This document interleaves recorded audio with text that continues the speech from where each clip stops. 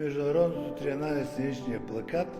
Все пак има нещо много малко с мене, защото 11-то подред Международно триенале, което на времето започнахме с моя приятел и колега Божидар Икономов и не вярвахме, че ще стигнем до 11-ти номер. Ето, той е факт.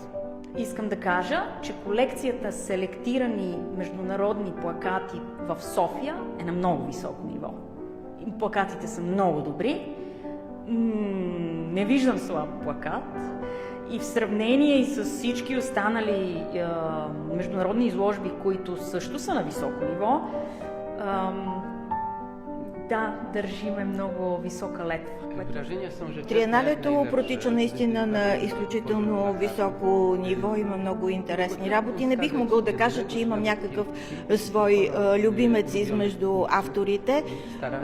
Просто журито работеше интензивно, трябваше да се вземе трудно решение, но като цяло наистина съм много доволен.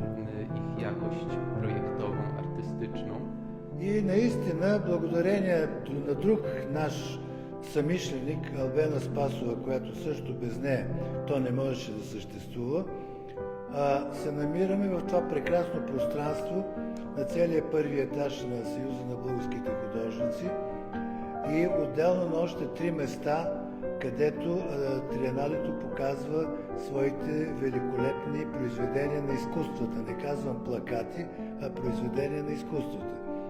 Posters here, they're giving hope, and one can see lots of young people still doing right thing. How long they're gonna survive is question, but it's not up to them, it's up to the institutions. Hopefully they're gonna recognize their quality and something gonna happen. И така, от тук нататък оставяме публиката да си каже своето мнение, да заповядат всички в понеделник в 18 часа, когато ще открия официално това събитие. И смятам, че за празниците около Коледа и Нова година българската публика ще има възможност с нещо да се разсейва.